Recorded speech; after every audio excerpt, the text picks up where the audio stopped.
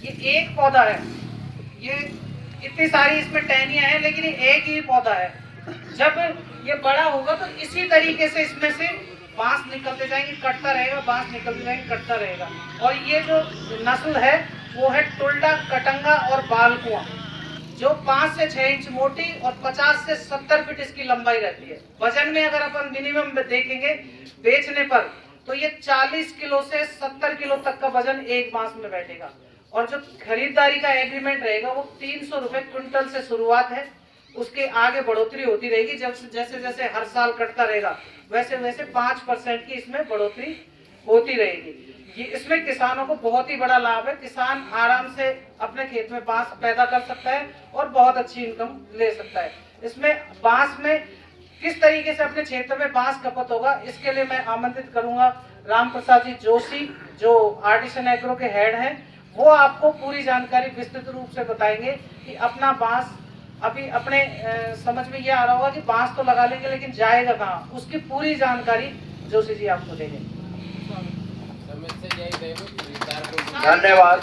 मुकेश जी ने आपको इतनी जानकारी दे दी है तो मुझे लगता है कि मुझे कुछ जानकारी देने की जरूरत नहीं पड़ेगी, क्योंकि मुकेश जी यहाँ पर पिछले 1 साल से बांस के पौधे लगवा रहे हैं और इनके लगवाए हुए बांस आज 15-15 फीट के हो चुके हैं।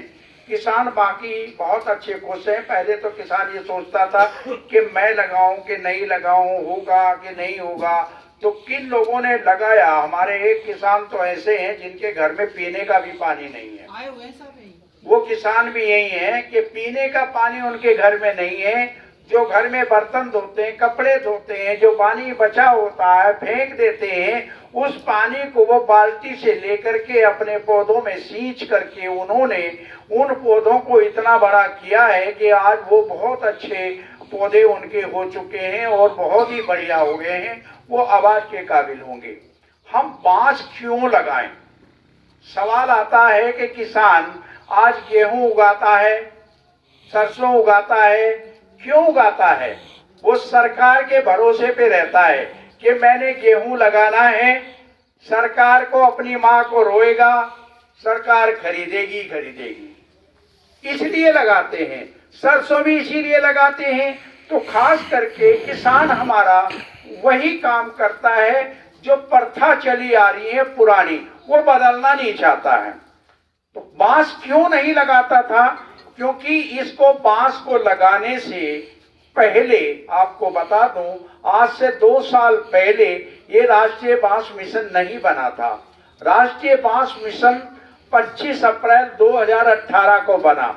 बांस को लगाना, बांस को काटना, लगाने में कोई प्रॉब्लम नहीं थी, पर बांस को काटना और बांस को ट्रांसपोर्ट कहीं यहाँ से दूसरी जगह ले जाना, FIR होती थी, उसको सीधे जेल होती थी।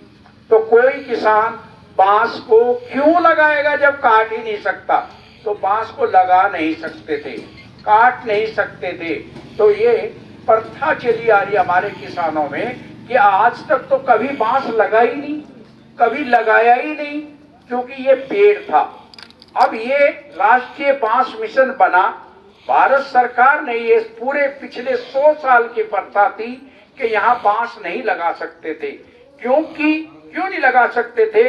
अगर यहाँ बांस लग जाता तो हमारा किसान संपन्न हो जाता, हमारा किसान आधुनिक हो जाता। तो इसलिए ये अंग्रेजों की प्रथा थी कि भारत में बांस का पौधा नहीं लगा सकते, बांस का कमर्शियल उपयोग नहीं कर सकते, बांस का हम कोई आइटम यहाँ नहीं बना सकते। ये हमारे ये कानून बने हुए थे पिछले।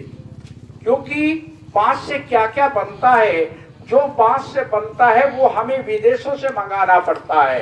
अखबार का पेपर बांस से बनता है, 40,000 करोड़ का पेपर हम विदेश से मंगाते हैं। बांस का यहाँ पर जेके पेपर मिल में पेपर जब बनता है तो उसकी लुगदी बनाने के लिए रॉ मटेरियल थाईलैंड से आता है, 40,000 करोड़ रुपए का आता है। अगर बांस हमारा यहाँ होता तो वो पैसा यहीं रुकता। आज 2000 टन अगरबत्ती हम रोज भारत में जलाते हैं। अगरबत्ती ये सारी कहाँ से आती है? चाइना से आती हैं, वियतनाम से आती हैं। ये 2000 टन अगरबत्ती हम अगर यहाँ इंडिया में बनाएं तो हमारे लाखों लोगों को, महिलाओं को रोजगार मिलेगा। अगरबत्ती बनाने के लिए कोई डिग्री की जरूरत नहीं है, कोई पढ़ाई की जरूरत नहीं है। अनपढ़ महिलाएं भी उसमें काम कर सकती हैं क्योंकि वो ऑटोमेटिक मशीनें होती हैं, लेकिन उन मशीनों को भी हमें बाहर से लाना पड़ता है। तो हमारे भारत में अगरबत्ती नहीं बनती हैं, लेकिन कितनी बनती हैं? करीब 500-600 टन अगरबत्ती रोज बनती है पूरे भारत भर में, कहीं कहीं। लेकिन उसके अंदर जो तिल्ली डलती है वो हमें चाइना से मंगानी पड़ती है। वो